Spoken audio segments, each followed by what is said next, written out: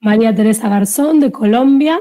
Ella es profesora de matemática, especialista en educación y tecnología y magíster en comunicación y educación. Actualmente, Teresa desarrolla actividades en la Secretaría de Educación de su país y en la Universidad Distrital, siendo parte del cuerpo docente de la Maestría de Comunicación y Educación. Ha participado de congresos nacionales en su Colombia natal y en otros países de Latinoamérica. Nos presentará la ponencia titulada Conceptualizaciones de la ciudad educadora actual desde la escuela, ciencias naturales y matemática. Hola, María Teresa. Hola, Margarita. Ok, muy buenas tardes. Tardes acá en Bogotá, noches en otras latitudes. Estoy muy contenta de estar trabajando pues en este proyecto y muchísimas gracias por la invitación. Pues como lo anunció Margarita, la ponencia se llama Conceptualización de la ciudad educadora actual desde la escuela, desde una perspectiva de las ciencias naturales y las matemáticas. Pues en el transcurso de la historia hemos evidenciado en algunos momentos, más que en otros, el serio distanciamiento que hay entre la escuela y lo que es la ciudad, lo que es el entorno, lo que es efectivamente de la puerta hacia afuera.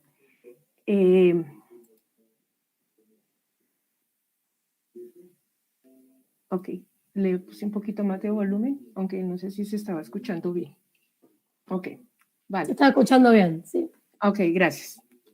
Entonces, este distanciamiento pues se da porque pues efectivamente en algunos momentos y en algunos espacios la escuela se ha vuelto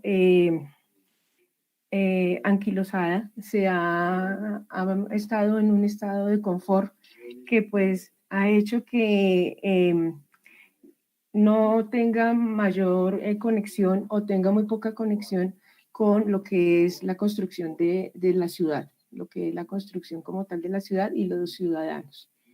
Pero no todo es malo. También ha habido algunos intentos y algunos proyectos donde efectivamente se ha tratado de trabajar desde la escuela la significación como tal de lo que es ser ciudadano, de lo que es construir una ciudad educadora.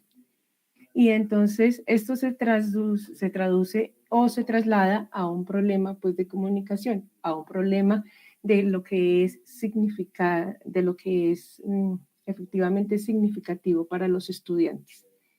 Que efectivamente pues los estudiantes puedan comprender, puedan construir su proceso pues como tal de aprendizaje y los conceptos, así como lo hablaba Diomar, como lo hablaba Tania, donde efectivamente los niños y los estudiantes se pregunten, se cuestionen y puedan efectivamente pues ellos construir su propio aprendizaje y su propio conocimiento. Esto se ve más claro en asignaturas como por ejemplo en las que yo oriento, que son matemáticas o en la parte pues de las ciencias.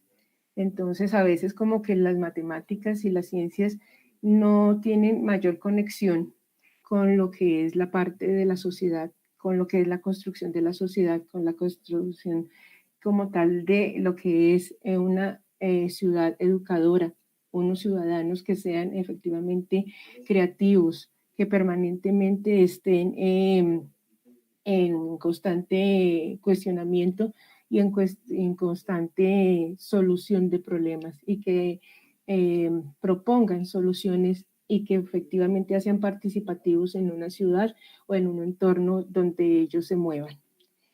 Entonces, si es un problema de significación, pues obviamente es un problema de comunicación. Entonces, ¿la escuela qué debe hacer? Debe efectivamente enfocar en esos preconceptos y enfocar en eso que sea significativo para los estudiantes, que sea significativo para cada uno de los niños y cada uno de los jóvenes. El profesor José Antonio Fernández Bravo, español, habla de que se debe educar al estudiante desde, perdón, lo voy a citar textualmente, hay que enseñar desde el cerebro de los que aprenden para que no tengan que aprender desde el cerebro de los que enseñan. Antonio Fernández Bravo, refiriéndose a escuchar a los estudiantes en su libro La sonrisa del conocimiento. Entonces, si es un asunto de significación, entonces tenemos que escuchar a nuestros estudiantes. Ellos tienen mucho que decir, ellos tienen mucho que aportar. Entonces, al aportar ellos y al nosotros escucharlos, pues entonces podemos rediseñar unos currículos y unas alternativas que sean efectivamente constructoras de ciudad y constructoras pues de ciudadanía de cada uno de nuestros estudiantes. Hay una propuesta que pues se desarrolló en un colegio de Fontibón. Fontibón es una localidad de Bogotá, donde efectivamente pues se intentó hacer este proceso de significación en cuanto a la parte pues de las ciencias y las matemáticas. Ese proyecto se realizó y pues su propósito fundamental era trabajar efectivamente pues las lecturas que fueran referidas a matemáticas. Entonces ellos podían hacer un proceso de análisis tanto semiótico en la parte pues como tal de lenguaje o en la parte pues de lengua castellana y obviamente pues también un análisis semiótico referido a matemáticas. ¿Por qué? Porque pues si nos damos cuenta, hay una gran conexión entre la parte pues del español, en la parte pues lingüística y en la parte matemática. Muchos de los inconvenientes que hay en las ciencias y en las matemáticas no hacen referencia como tal a la matemática, sino a un problema de significación y un problema comunicativo. Entonces, en español, pues hacían pues todo el análisis semiótico referido a la parte lingüística y en matemáticas, pues toda la parte pues del análisis referido pues a matemáticas. Obviamente, pues el solo hecho de hacer lecturas y hacer análisis como tal de libros referidos a matemáticas no era suficiente. ¿Qué se hacía necesario? Así como lo dijo el profesor Fernández Bravo, era escuchar al estudiante. Entonces, después de ese proceso de lectura, de análisis como tal de estos libros, entonces se diseñaron clases referidas pues a fortalecer los procesos de comunicación y donde la oralidad permitió ver qué era lo que ellos estaban pensando, qué era lo que ellos proponían y qué era lo que estaban entendiendo. Entonces, ese proceso de oralidad permite efectivamente, al escuchar a los estudiantes, pues se permite ver cómo va ese proceso como tal de construcción del conocimiento. Entonces, damos la oportunidad, damos el espacio para que ellos hablen, para que ellos comuniquen, para que ellos expresen y para que por medio de la oralidad se pueda efectivamente ver cómo va su proceso de aprendizaje. Y otra cosa importante aquí es el manejo de las herramientas tecnológicas. Entonces, los estudiantes, después de hacer el proceso pues, de las lecturas y después de hacer en clase todos estos análisis de índole matemático, pues entonces presentaban una materialización referida pues a lo que estuvieran, a la temática que se estuviera trabajando y que estaba fortalecida por estas lecturas. Entonces aquí pues observamos varias cosas. Observamos la participación de cada uno de los estudiantes. Es algo que Freire lo destaca y es que una ciudad educadora efectivamente debe darle protagonismo a cada uno de los integrantes de la sociedad. Ese protagonismo entonces aquí en la escuela se está dando y se dio efectivamente cuando ellos pudieron proponer, cuando ellos pudieron hablar al respecto y pudieron hacer la construcción, pues como tal, del conocimiento.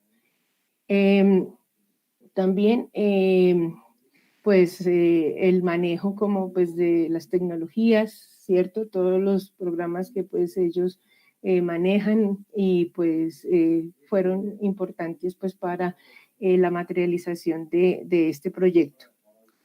Ahora paso a la segunda parte.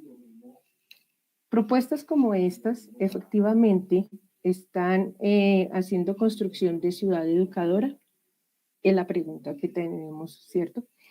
Y la pregunta, y la respuesta pues inicia con retomar nuevamente a Freire de lo que es la ciudad educadora. La ciudad efectivamente no son los edificios, no son las construcciones, sino es esas relaciones que puede haber entre cada uno de los integrantes de la comunidad o de la sociedad. Entonces, en ese orden de ideas, si la escuela propicia esos momentos y esos espacios para que efectivamente se le dé el protagonismo a cada uno de los estudiantes y se puedan relacionarse no solamente pues en el momento de clase, sino con otras asignaturas y también en la parte pues de la comunidad hacia afuera. Entonces, pues sí estamos haciendo pues o estamos tratando de efectivamente crear un proceso de ciudad educadora, de donde efectivamente los niños sean ciudadanos creativos y constructores de estos procesos y estas características de lo que es una ciudad educadora. Es innegable entonces que la escuela funciona como una escuela educadora, como una escuela donde o funciona, no, debería de funcionar como como una plataforma para que pues en la realidad se pueda relacionar el estudiante con sus compañeros, con sus congéneres y con los demás ciudadanos y se puedan solucionar problemáticas de la ciudad. Paulo Freire, habla acerca de que una ciudad educadora es aquella que le da protagonismo a todos y que pues efectivamente se vuelve más bonita. Tania hablaba de vivir mejor, de estar mejor en su realidad, ¿cierto? Entonces, Paulo Freire, que hoy lo hemos citado bastante, hoy ha sido bastante citado, entonces permite que efectivamente sea una ciudad más bonita, más acogedora, donde pues todos los valores de los ciudadanos sean rescatados y se pueda fortalecer y mejorar pues la calidad de vida de cada uno de los integrantes de la sociedad. Entonces, ¿cómo queda la ciencia y las matemáticas frente a este proceso como tal de comunicación y frente a este proceso de construcción de ciudadanía? Entonces, es claro que las matemáticas y las ciencias juegan un papel fundamental, ¿cierto? En la construcción como tal de la ciudadanía. ¿Cómo? Solucionando problemas. ¿Cómo? Analizando situaciones, determinando cuáles son nuestros datos, cuáles son nuestras variables y poderlas relacionar y poder efectivamente hacer un trabajo de solución de problemáticas, sean pequeñas o sean grandes en cada instante. Ahora, hablemos de la pandemia. Entonces, la pandemia, una de las cosas que hizo este proceso de pandemia fue materializar o exponer o sacar a flote todas esas problemáticas que se veían que efectivamente la ciencia no estaba, o el conocimiento científico no estaba siendo efectivo en el proceso como tal de la construcción de la ciudad, ¿cierto? ¿Qué sucedió? Encontramos, por ejemplo, pues acá en Colombia, encontramos personas que no tienen de pronto esa capacidad de, oiga, soy miembro de una sociedad, voy a cuidarme. Soy miembro de una sociedad, voy a tener autocuidado. No solamente porque yo me pueda enfermar, sino porque yo también puedo transmitir, ¿cierto? Como agente pasivo o como agente que no tiene síntomas, asintomático, puedo transmitir la enfermedad. Entonces, esas son situaciones que los conceptos adquiridos en la escuela no fueron significativos. Y al no ser significativos, pues entonces obviamente no son relevantes en estos momentos de pandemia y no son relevantes para mí ni para lo que yo pueda realizar. Entonces, ¿qué sucede en este repensar de la escuela en estos momentos de pandemia? Debemos efectivamente que sea significativo, que sea, que es parta pues de los estudiantes. Yomar también hablaba de hacer ese proceso de resignificación en la casa, ¿cierto? Ya obviamente no estamos en la presencialidad, entonces ese proceso de resignificación lo tenemos que retomar y lo tenemos que seguir construyendo. Pero entonces ahora lo que cambió fue el espacio. ¿En dónde? Pues en cada uno de nuestro espacio cercano que es la casa. Entonces, nosotros los maestros debemos entonces hacer esa resignificación de acuerdo a lo que se tiene en la casa y de acuerdo a lo que pueda ser significativo pues en la casa. ¿Para qué? Para que cada uno de los estudiantes o cada uno de nuestros estudiantes o los que tengamos pues a nuestro cargo, pues vean que sí se puede hacer ciencia, que sí se puede tener una cultura científica desde cualquier punto de vista, desde pues la escuela, ¿cierto? O pues ahora en este momento pues en nuestro entorno cercano que es la casa y podamos nosotros efectivamente poder solucionar problemáticas y poder salir avantes pues en estos momentos de pandemia que pues a todos nos tiene en un proceso pues de aislamiento preventivo.